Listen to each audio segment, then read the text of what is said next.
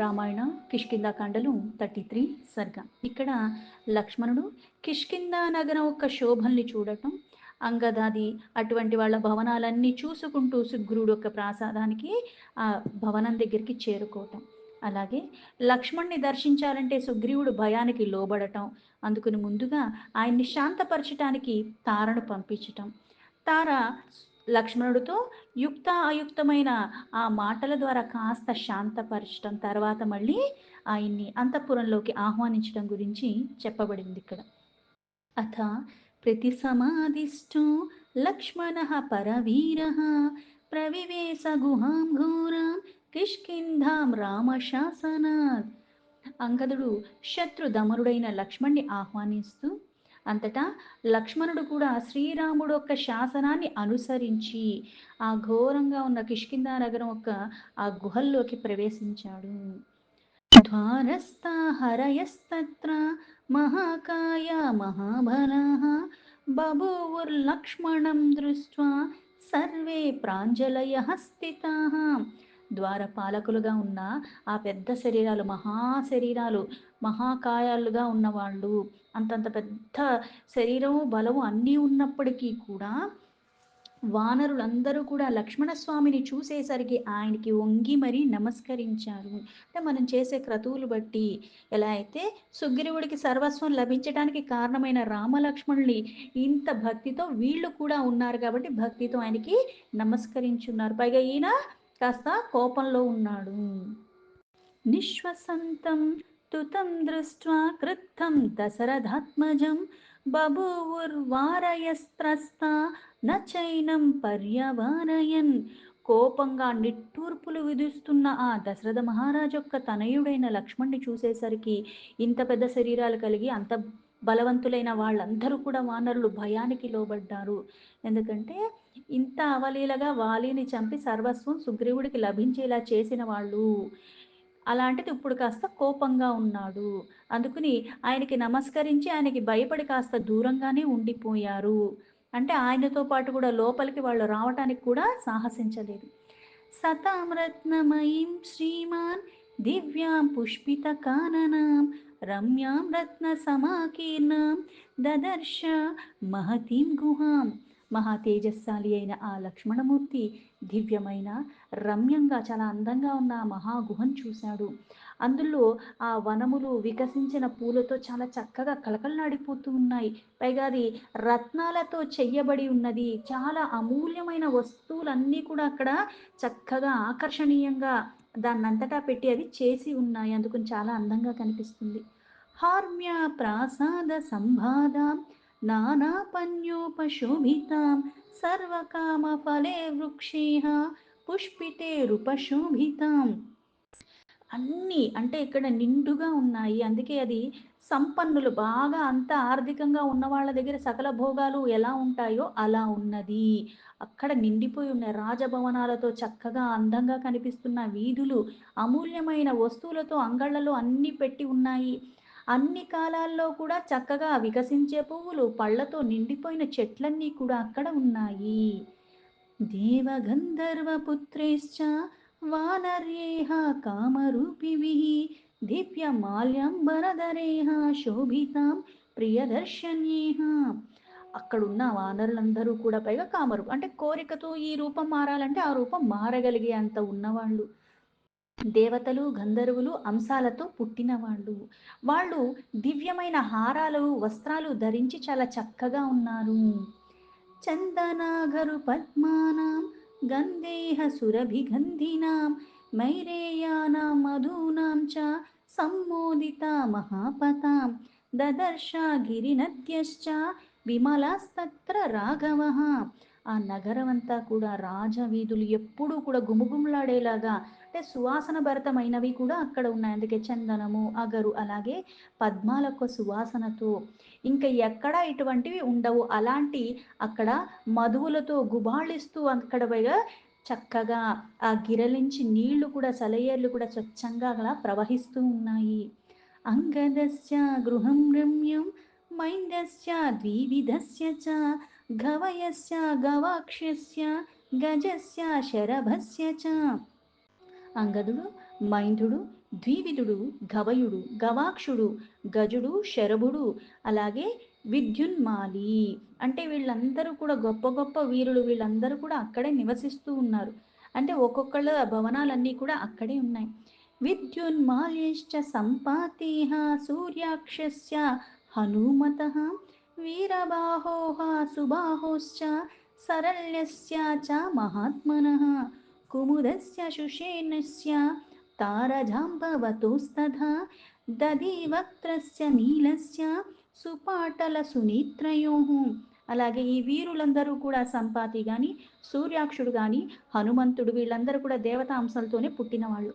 వీరబాహు, సుబాహు, నలుడు, కుముదుడు, సుషేణుడు, తారుడు, జాంబవంతుడు, అలాగే దధివక్త్రుడు, నీలుడు, అలాగే సుపాటలుడు, సునేత్రుడు.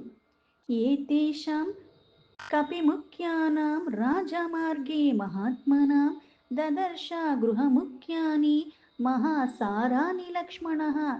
రాజులొక్క గృహాల చుట్టూ కూడా ముఖ్యమైన వాళ్ళు ఉంటారు. అలాగలాగా ఇంకా విస్తరిస్తూ ఉండే కొద్దీ చివరికి చివరికి చివరికి అన్నది కాస్త కాస్త తక్కువకి చెందిన వాళ్ళందరూ కూడా ఉంటారు. ముఖ్యమైన వాళ్ళు ఎప్పుడు కూడా రాజు యొక్క గృహానికి చుట్టుపక్కలే ఉంటారు. అలాగే ఈ మొదలైన ఈ మహాత్ములందరూ కూడా ఈ వానరుల్లో ముఖ్యమైన వాళ్ళు. అందుకని వాళ్ళ భవనాలు కూడా ఈ రాజమార్గంలోనే విలసిల్లి ఉన్నాయి. పైగా అవన్నీ చాలా దృఢంగా ఉన్న గృహములు. పైగా అందచందాలు అన్నీ చక్కగా ఉన్నాయి. అవన్నీ కూడా లక్ష్మణుడు దర్శిస్తున్నాడు. పాండురాభ్ర ప్రకాశాని దివ్యమాల్యాయుతాని చ ప్రభూత ధనధాన్యాని స్త్రీరత్నేహ శోభితాని చ పాండురేణ తు సానేన పరిక్షిప్తం దురాసధం వానరేంద్రగృహం రమ్యం మహేంద్ర సదనోపమం. స్వచ్ఛంగా ఉన్న మేఘాల్లాగా కనిపిస్తూ చాలా దివ్యమైన మాలలతో అలంకరించి ఉన్న ఆ భవనాలన్నీ కూడా అన్ని సంపదలు అంటే ధనము ధాన్యాలతో సంపత్తి పైగా స్త్రీరత్నాలతో కూడా చాలా శోభాయమానంగా ఉన్నది. వానరుల రాజైన సుగ్రీవుడొక్క మహాభవనము అది దేవేంద్రుడొక్క ప్రసాదాలతో తులతూగుతున్నట్టుగా సమానంగా ఉన్నది. అందుకు చాలా అందంగా ఉంది. పైగా దాని చుట్టూ ఉన్న ప్రాకారాలు కానీ గోడలు కానీ అలాగే అవన్నీ ఎలా ఉన్నాయంటే తెల్లని కాంతులు విరజిమ్ముతున్నట్టుగా ఉన్నవి. అది ఎవరికీ లభించలేనిదంటే అంత శ్రేష్టమైనది తినకి లభించింది.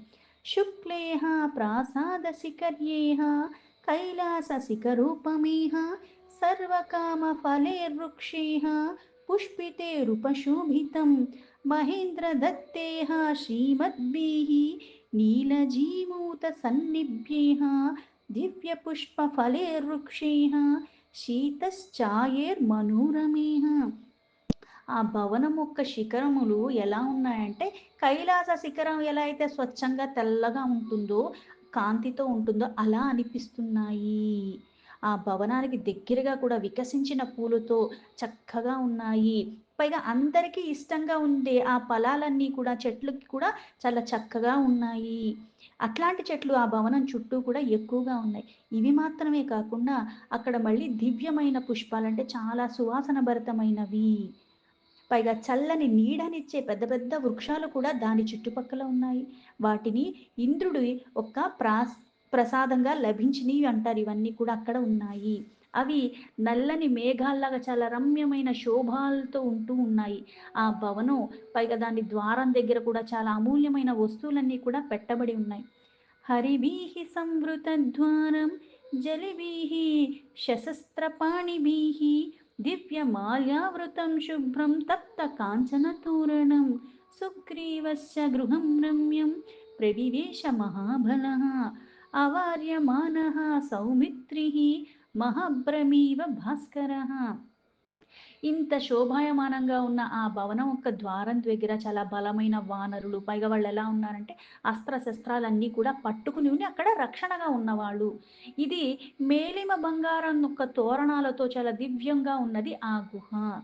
అయితే ఈ మాలలన్నీ కూడా చక్కగా అలంకరించి పైగా ఎలా ఉన్నాయంటే తలుపులతో ఉన్నాయంటే తలతల్లాడిపోతూ ఉన్నాయి. ఎక్కడ చూసినా కాంతి విరజిమ్ముతున్నట్టుగా ఉన్నది. అటువంటి రమ్యమైన సుగ్రీవుడు యొక్క గృహాన్ని చూశాడు. అలాగే ఈ బలశాలి అయిన లక్ష్మణుడు కూడా మేఘాల మధ్య సూర్యుడు ప్రవేశిస్తే ఎలా ఉంటుందో అలాగా అంటే ఇక్కడ సూర్యుడిని ఎవరు ఆపలేరు.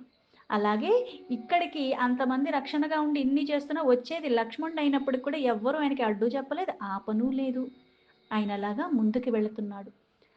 सा सप्तकक्ष्या धर्मात्मा नानाजनसमाकुलाः प्रविश्यासु महद्गुप्तं ददर्शान्तःपुरं महत् हैमराजातपर्यङ्केह बहुभिश्च वरासन्येह महार्हस्तरणोपेत्येह तत्र तत्रोपशोभितम् ధర్మాత్ముడైన ఆ లక్ష్మణుడు ఇలా చాలామంది అక్కడ ఉన్న వాళ్ళందరినీ కూడా చూసుకుంటూ అక్కడ మొత్తానికి 7 కక్షలు దాటుకుంటూ వెళ్ళాడు. తర్వాత అతడు చాలా ఇంకా రాజు దగ్గరకొచ్చేసరికి ఇంకా కట్టుదిట్టంగా ఉంటుంది.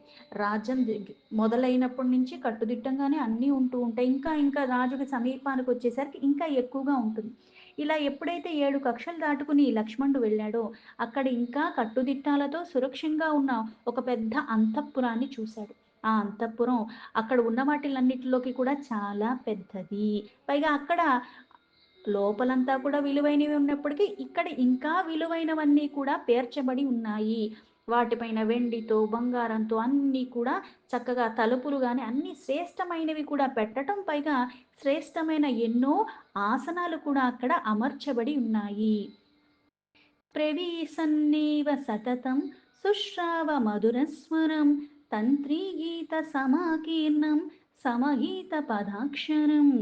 అక్కడ అందులో ప్రవేశిస్తూ నిరంతరము కొనసాగుతున్న ఒక మధురమైన సంగీత ధ్వనిని వింటున్నాడు. అది వీణ మొదలైన ఇట్లాంటి తంత్రి వాద్యములు అన్నీ కూడా మోగుతూ ఉన్నాయి. బహ్యిశ్చ వివిధాకార రూపయౌవనగర్వితాः స్త్రియः సుగ్రీవభవనే దదర్శ సా మహాబలः దృష్ట్వా భీజనసంపన్నాः చిత్రమాల్యాకృతస్రజः ఫలమాల్యకృతవ్యగ్రాः భూషణోత్తమభూషితాः. ఈ సంగీతం కూడా ఎలా ఉంది అంటే చక్కగా, అంటే కొన్ని ఎలా అయితే అప్పుడే శృతి పెంచి మళ్ళీ తగ్గించి మళ్ళీ కాస్త మాధ్యమంగా ఉన్నట్టుగా అన్ని రకాలుగా అంత చక్కగా నడుస్తుంది. అందుకే దీన్ని సమతాళ గతులతో ఉన్నది. చాలా చక్కగా అమర్చిన సంగీతం అది. ఆ భవనమందు అలాగే చక్కని రూపాలతో నిండు యవ్వనంలో ఉన్న చాలా అందమైన యువతులు కూడా, పైగా ఎన్నో రకాలుగా అలంకరించుకున్న వాళ్ళందరూ కనిపించారు లక్ష్మణుడికి. పైగా వీళ్ళందరూ ఉత్తమ వంశానికి చెందిన వాళ్ళు. చిత్ర విచిత్రమైన మాలలు అవన్నీ కూడా ధరించి, పైగా పండ్లు అలాగే విశేషమైన హారాలు వేసుకోవటమే కాకుండా ఆహారాలన్నీ కూడా విశేషమైనవి అక్కడ అన్నీ కూడా పట్టుకుని ఉన్నారు. నా తృప్తాన్నాపి చావ్యగ్రాన్ నానుధత్తా పరిచ్ఛదాన్ సుగ్రీవానుచరాంశ్చాపి లక్షయామాస లక్ష్మణః. మేలైన ఆభరణాలు ధరించి ఉన్నారు. అక్కడ లక్ష్మణుడు సుగ్రీవుని ఒక అనుచరుల్ని కూడా చూశారు. వారు కూడా అన్ని రకాలుగా సంతృప్తులైనట్టుగా ఉన్నారు. ప్రభు సేవలో చాలా సావధానులై ఉన్నారు. శ్రేష్టములైన వస్త్రాలు ధరించి, ఆభరణాలు కూడా ధరించి వాళ్ళు కూడా ఉన్నారు. ఉజీతం నూపురాణం చాకాంచీనాం నినదం తదా సన్నిశమ్య తతః శ్రీమాన్ సౌమిత్రిల్ లజ్జితోऽభవత్ రోషవేగా ప్రకూపితః శ్రుత్వా చాభరణస్వనన్ చకారజ్యాస్వనం వీరో దిశః శబ్దేన పూరయన్. తర్వాత లక్ష్మణుడు అవన్నీ చూసి ఇంకా ముందుకు వెళ్తూ ఉంటే అక్కడ మళ్ళీ ఇప్పుడు ముందేమో సంగీతం వినిపించింది, ఇప్పుడు కాలే అందెలొక్క పట్టీలొక్క శబ్దం వినిపిస్తుంది. అలాగే చక్కగా అన్నీ అలంకరించుకున్నారంటే పైనుంచి కిందకి అన్నీ వేసుకున్నారు, అన్నీ యొక్క శబ్దాలు వినిపిస్తున్నాయి. అందుకే పట్టీల శబ్దం వినిపిస్తుంది. అలాగే వడ్డానం ఒక గలగలమని శబ్దము. ఇంకా వెళ్ళటానికి సంకోచించాడు. అంటే ఇన్ని వినిపిస్తున్నాయి అంటే అక్కడ మళ్ళీ కాస్త వెళ్ళటం మంచిది కాదు, మర్యాదగా ఉండదు అనుకున్నాడు. ఎందుకంటే ఆ ఆభరణాల యొక్క ధ్వనులు విని చాలా కోపానికి లోబడ్డాడు. ఎంత కోపానికి లోబడ్డాడంటే దిక్కులన్నీ కూడా ధనుష్టాకారం చేశాడు. అంటే ఒక్కసారిగా, అంటే ఇప్పుడు బాణం వేసే ముందు ఏదైతే ఆ ధనుష్యుని పట్టుకుని ఒక్కసారిగా ఆ తాడుని లాగి బాణం వేయటానికి ముందు పెట్టినప్పుడు ఈ శబ్దానికే, ఇక బాణం వేయక్కర దాన్ని లాగిన శబ్దానికే కూడా అంత తీవ్రంగా వచ్చి ప్రకంపనాలు వచ్చేస్తూ ఉంటాయి. పైగా ఇప్పుడు ఎందుకు కోపం వచ్చింది అంటే ఇక్కడ కార్యాన్ని విస్మరించటమే కాకుండా భోగాల మత్తుతో ఉన్నాడు. అక్కడ ఇన్ని రకాలుగా శబ్దాలు వినిపిస్తుంటే అక్కడ ఉపకారం పొందావు. మళ్ళీ ప్రత్యుపకారం చేయవలసిన సమయం వస్తున్నా సరే గుర్తుంచుకోకుండా ఇట్లా భోగాలతో మత్తులో తూలుతున్నాడని ఇంకా కోపం వచ్చేస్తుంది లక్ష్మణుడికి. చారిత్రేణ మహాబాహుః అపకృష్టः స లక్ష్మణः తాస్తావేకాంతమాశ్రిత్య రామశోకసమన్వితః. మహాబాహు అయిన లక్ష్మణుడు ఉన్నతమైన ఆ రఘువంశాలకి మర్యాదను పాటిస్తూ కొంచెం వెనక్కి తగ్గాడు. ఎందుకంటే అక్కడి దాకా వచ్చాడు కానీ ఆ శబ్దాల కారణంగా ఇంకా లోపలికి వెళ్ళటానికి తను అంగీకరించకుండా అక్కడే ఉన్నాడు. ఆ మర్యాదను తను కాపాడుకుంటూ. శోకంలో ఉన్న రాముడిపై ఇంకా ఇంకా పరితపిస్తూ ఉన్నాడు. నా స్వామి ఏమో తన భార్యకి దూరమయ్యి నా అన్న ఇంత బాధలో ఉంటే ఇక్కడ ఏమో ఇంతమంది స్త్రీలతో ఇంత చక్కగా ఇక్కడ హాయిగా గడిపేస్తున్నాడు సుగ్రీవుడు అని. అన్ని శబ్దాలు వినిపిస్తున్నాయి. ఇంకా కోపం వచ్చేస్తుంది. తేన చాపస్వనేనాథ సుగ్రీవః ప్లవగాధిపః విజ్ఞాయ గమనం త్రస్తః సంచచాల వరాసనాత్. ఆ ధనుష్కాకారం వినినంతనే వానరరాజైన సుగ్రీవుడు అక్కడికి లక్ష్మణుడు వచ్చాడని గ్రహించాడు. భయంతో ఆ ఉన్నతమైన ఆసనం నుంచి ఒక్కసారిగా ఉలిక్కిపడి లేచాడు. అంగదేన యథామహ్యం పురస్తాత్ ప్రతివేదితం సువ్యక్తం ఏష సంప్రాప్తః సౌమిత్రిర్ భ్రాతృవత్సలః. అంగదుడు ఇంతకు ముందే నాతో చెప్పినట్టుగానే రాముడి మీదున్న అమితమైన ప్రేమ కారణంగా ఆయన సోదరుడైన లక్ష్మణుడు ఇక్కడికి వచ్చే ఉన్నాడు అని సుగ్రీవుడు తనలో తానే అనుకున్నాడు. అంగదేన సమాఖ్యాతం జ్ఞాస్వనేన చ వానరః భూభుదే లక్ష్మణం ప్రాప్తం ముఖం చాస్యావ్యశుష్యత. అంగదుడు చెప్పినట్లుగానే లక్ష్మణుడు వచ్చిన సమయం, ఎందుకంటే ఆ ధనుష్టాకారం శబ్దం వినిపిస్తుంది. సుగ్రీవుడు ఒక్కసారిగా దృఢపడ్డాడు. వెంటనే అతని ముఖం వెలవెలబోయింది. ఇప్పుడు ఎలా ఎదుర్కోవాలి? తతస్తారం హరిశ్రేష్టః సుగ్రీవః ప్రియదర్శన ఉవాచ హితమవ్యగ్రః త్రాస సంభ్రాంత మానసః. వానర ప్రభు అయిన సుగ్రీవుడు భయంతో మానసికంగా ఇంతలాగా బాధపడుతూ ఉంటే అక్కడ కర్తవ్యాన్ని గురించి తర్కించుకుని సుందరమైన తారతో మళ్ళీ హితమైన మాటలు ఇట్లా పలుకుతున్నాడు. కిన్ను తత్కారణం శుభ్రు ప్రకృత్యా మృదుమానసః సరోషా ఇవ సంప్రాప్తో ఏనాయం రాఘవానుజః కిం పశ్యసి కుమారస్య రోషస్థానం అనిందితే న కల్వకారిణి కోపం అహర్నేర్నరసత్తమః. ఓ సుందరి, శ్రీరాముడు తమ్ముడు ఒక్క లక్ష్మణుడు సహజంగానే చాలా మృదు స్వభావం కలిగిన వాడే. ఇప్పుడు కోపంలో ఉండి ఇక్కడికి వచ్చాడు. అందునికి కారణం ఏమై ఉంటుందో, అందుకు నువ్వు చాలా ఉత్తమురావులే కాబట్టి ఆ రాజకుమారుడు ఏ కారణం చేత కోపం వచ్చిందో, ఆయనకి మళ్ళీ కారణం లేకుండా ఉత్తినే రాదు. ఎందుకంటే చాలా సుగుణాలు ఉన్నాయి. కారణం ఉంటే తప్పితే ఆ కోపం కూడా ఇంతలా తీవ్రంగా ఉండదు. అందుకే ఆయనకి ఏ కారణం చేత వచ్చిందో, ఆ కోపం ఎందుకు వచ్చిందో నువ్వే కొంచెం ఆలోచించి చెప్పవా అని. యతశ్చ కృతమస్మాభిః బుధ్యసే కించిదప్రియం తద్బుద్ధ్యా సంప్రదార్యాషు క్షిప్రం అర్హసి భాషితం. మనం ఆయన విషయంలో ఏ కొంచెమైనా సరే ఏదన్నా అపచారం ఏమన్నా చేసామని నీకేమన్నా అనిపిస్తుందా? అంటే ఇప్పుడు భయం కారణంగా సాధారణంగా మనకి ఆనందంగా ఉన్నప్పుడు కూడా, అతిగా ఉన్నప్పుడు కూడా కొన్ని కొన్ని మనం గుర్తుపెట్టుకోలేము. అలాగే బాధలో ఉన్నప్పుడు కూడా భయంలో లోబడినప్పుడు కూడా కొన్ని విస్మరిస్తూ ఉంటాం. అందుకే భయం వచ్చిన కారణంగా ఏమవుతుందంటే మన శక్తి, సమర్థత ఇవన్నీ కూడా ఇది నాకు కాదేమో, ఇది నా వల్ల కాదేమో, ఇది నాకు చేత కాదేమో అన్నట్టుగా వెళ్ళిపోతూ ఉంటాం. ఆ భయం అలాంటిది. ఇప్పుడు అందుకే తనకి ఏం చేశానా తప్పు, నేను ఎట్లా వ్యవహరించాను, ఏమన్నా తప్పు చేశానా, ఇంకోటి ఏదన్నా చేశానా అన్నది తనకు అర్థం కావట్లేదు. అందుకని తారను మళ్ళీ అడుగుతున్నాడు. నాకైతే అర్థం కావట్లేదు కానీ ఆయన పట్ల ఏదన్నా మనం అపచారం చేశామని నీకేమన్నా అనిపిస్తుందా? ఆయన ఎందుకంత కోపానికి లోబడి ఉన్నాడో అందుకు నువ్వు నీ దృష్టితో బాగా ఆలోచించి వెంటనే నాకు చెప్పు. దీంతో రామాయణంలో కిష్కింధకాండలో 33rd సర్గాలో 33 శ్లోక సంపూర్ణం.